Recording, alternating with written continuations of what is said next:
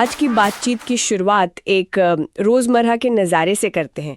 कभी हम एक ऐसे बस ड्राइवर को देखते हैं जो बड़ी आसानी से यात्रियों के बीच तनाव कम कर देता है। हाँ। तो कभी ऐसी खबरें सुनते हैं जहां जरा सी बात पर बड़ी हिंसा भड़क उठती है, स्कूलों में तोड़फोड़ या रोड पर झगड़े। बिल्कुल, ये कॉन्ट्रास्ट तो है। और यहीं से हम डैनियल गोलमैन की किताब इमोशनल इंटेलिजेंस यानी EI के मूल विचार तक पहुंचते हैं। अच्छा, EI जी, ये किताब तर्क देती है कि जीवन में सफलता के लिए शायद IQ से भी ज्यादा जरूरी है EI का होना।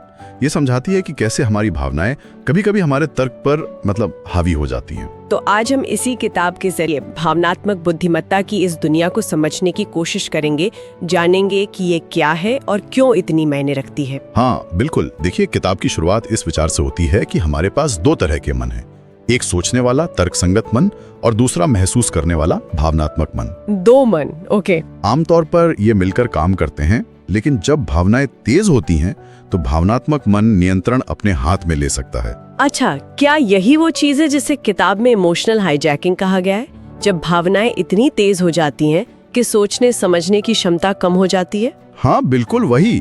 मस्तिष्क का एक हिस्सा होता है अमिगडाला, जो खतरे का संकेत मिलते ही हमारे तर्कसंगत दिमाग को एक तरह से बाईपास कर देता है और तुरंत प्रतिक्रिया शुरू कर सकता है।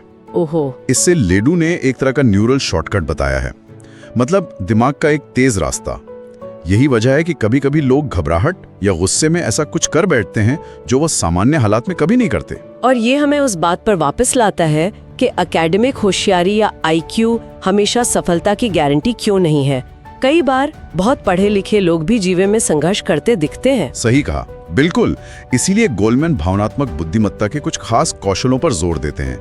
इसमें सबसे पहला है आत्म जागरूकता, सेल्फ अवेयरनेस। सेल्फ अवेयरनेस मतलब अपनी भावनाओं को उसी वक्त पहचानना जब वो पैदा हो रही हैं। जैसे वो समुराय और साधु वाली कहानी है ना किताब में, वो इसी बात पर है। हाँ, और अगर कोई अपनी भावनाओं को पहचान ही ना पाए तो ऐसी स्थिति को एलेक्स्थीमिया कहते हैं, जहाँ व्यक्ति अपनी भावनाओं को समझने या व्यक्त करने में काफी मुश्किल महसूस करता है। गैरी की कहानी इसका उदाहरण है। अच्छा। खैर, जागरूकता के बाद दूसरा अहम कौशल है भावनाओं का प्रबंधन, मैनेजिंग इमोशंस। अपनी भावनाओं को काबू करना। हाँ, काबू करना या सही दिशा देना। इसका मतलब नकारात्मक भावनाओं जैसे गुस्सा, चिंता या उदासी को नियंत्रित करना सीखना है। इसे कैसे किया जा सकता है? क्या गुस्सा दबा देना चाहिए? लोग कहते हैं गुस्सा निकालना चाहिए। देखिए, किताब कहती है दबाना नहीं, प्रबंधित करना। जैसे गुस्से को भड़काने वाले विचारों को चुनौती देना या फिर ध्यान भटकाकर शांत होने की कोशिश करना। गुस्सा निकालने से कई बार वो और बढ़ जाता है। अच्छा, चिंता के लिए उसके पैटर्न को पहचान कर उसे रोकना, उदासी से निपटने के लिए सोच को सकारात्मक दिशा देना या सामाजिक मेलजोल बढ़ाना। पर हाँ, सिर्फ दुख पर ही ध्यान केंद्रित करने से बचना चाहिए। दिलचस्प है। तो जागरूकता और प्रबंधन के बाद अगला कदम क्या है? अगला कदम है स्वयं को प्रेरित करना, मोटिवेटिंग वनसेल्फ, यानी अपनी भावनाओं को लक्ष्य हासिल करने की दिशा में लगाना। जैसे वो मार्शमेलो टेस्ट वाली बात। हाँ बिल्कुल, वो क्लासिक उदाहरण है जहाँ बच्चे तुरंत मिलने वाले छोटे इनाम की जगह बाद में मिलने वाले बड़े इनाम के लिए इंतजार करना सीखते हैं। ये सेल्फ कंट्रोल है। और इसमें आशावाद, ऑप्टिमिज्म का भी जिक्र है।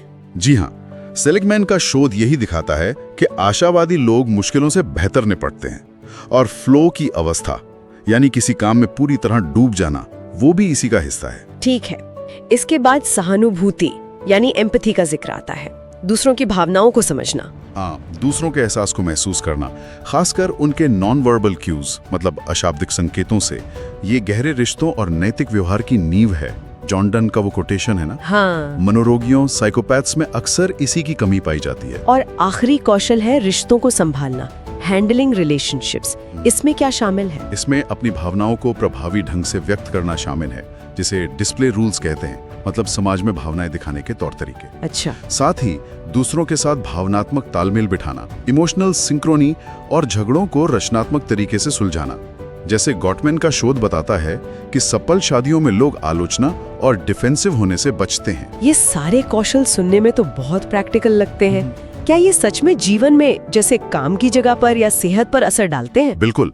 कार्यस्थल पर EI बहुत जरूरी है। कैसे फीडबैक देना है, टीम के साथ कैसे काम करना है, जैसे कभी कभी ग्रुप IQ भी कहते हैं। बेल लैब्स का उदाहरण है किताब में। और स्वास्थ्य और हृदय रोग का कनेक्शन है।